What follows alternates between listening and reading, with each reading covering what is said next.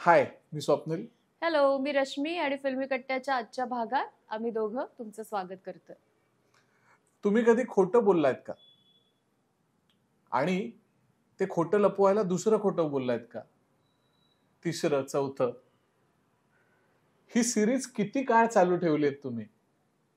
Sir, आप कहना क्या चाहते हैं सर? फिल्मी कट्ट्यावरची आजची फिल्म आहे ऋषिकेश मुखर्जी यांची गोलमाल.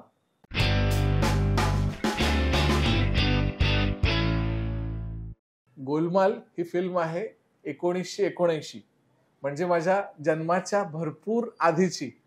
तू असशील कदाचित. व्हॉट? का? मी का असेन? असू शकशील म्हणजे. ही गोष्ट आहे रामप्रसाद दशरथ प्रसाद शर्मा याची. अत्यंत हुशार तरुण, ज्याचं म्युझिकवर प्रेम आहे, खेळावर प्रेम आहे, मित्रांबरोबर टाइमपास करायला त्याला खूप आवडतं आणि एकंदरीत बिनधास्त छान आयुष्य जगतोय तो. सीए ची परीक्षा दिली त्याने आणि तो पास सुद्धा झालाय.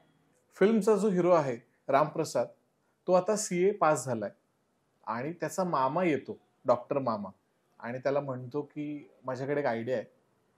तो त्याच्या रेफरन्सने एका ठिकाणी त्याला जॉबला जायला सांगतो. एक मोठी कंपनी असते ज्याचा मालक असतो भवानी शंकर, एकदम कडक शिस्तीचा, ज्याला ह्याचा डॉक्टर मामा ओळखत असतो. आणि त्याला कसा गंडा घालता येईल आणि हा जॉब कसा मिळवता येईल त्या सगळ्या टिप्स तो रामप्रसादला देतो.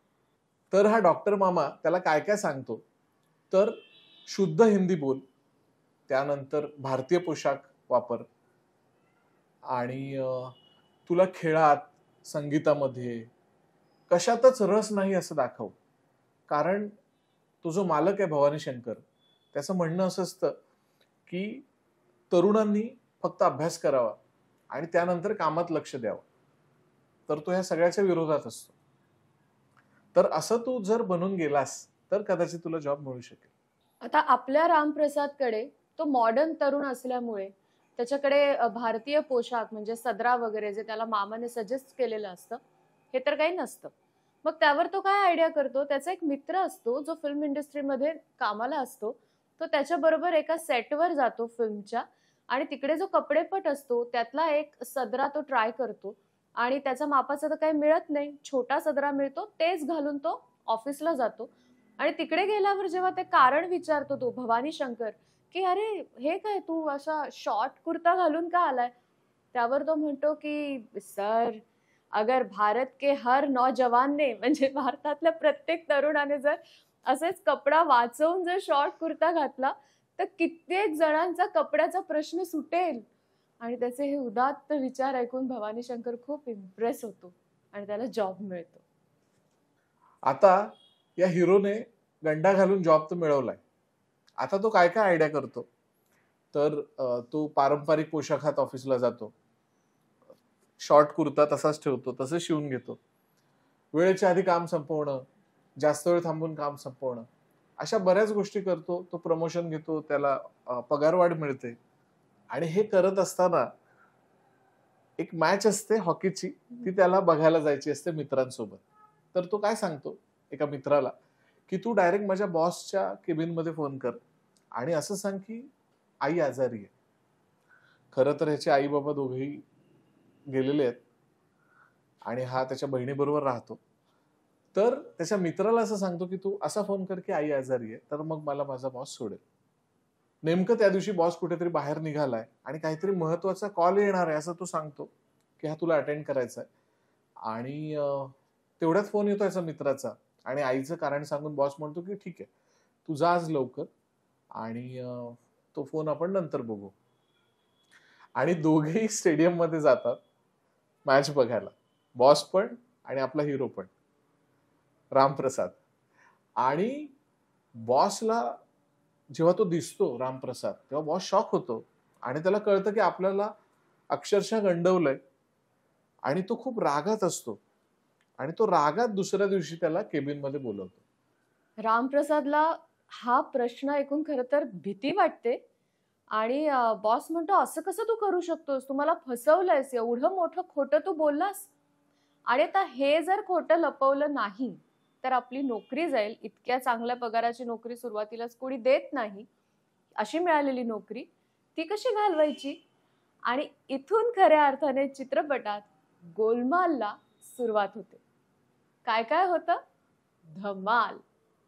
गोलमाल चित्रपटाची गोष्ट एवढी आवडली की त्याचे साऊथ मधल्या बऱ्याच भाषांमध्ये रिमेक झाले. ऋषिदांचे सिनेमे आपल्याला सगळ्यांना खूप आवडतात. त्यांच्या चित्रपटांची खासियत म्हणजे मिड सिनेमा, म्हणजे खूप मोठ्या बजेटचा असाही नाही आणि अगदीच जे रिअलिस्टिक सिनेमे असतात तशातलाही भाग नाही. जो मधला आहे, सुवर्ण मध्य साधणारा असा त्यांचा सिनेमा, त्यातलाच हा एक गोलमाल जो प्रचंड लोकप्रिय ठरला. या चित्रपटाचं शूटिंग जवळपास 40 दिवस चाललं आणि ऋषिकेश मुखर्जी यांनी त्यांच्या बंगल्याचा आसपासचा भाग वापरला शूटिंगसाठी. या सिनेमाची खूप वेगवेगळी वैशिष्ट्ये आहेत. एक तर कॉमन मॅन मधला हिरो, म्हणजे जो खूप मोठी छान छान गाणी गातोय अशातला भाग नाहीये, जो मारामाऱ्या करतोय अशातला भाग नाहीये, जो आपल्यासारखा आहे साधा, त्याची ही गोष्ट.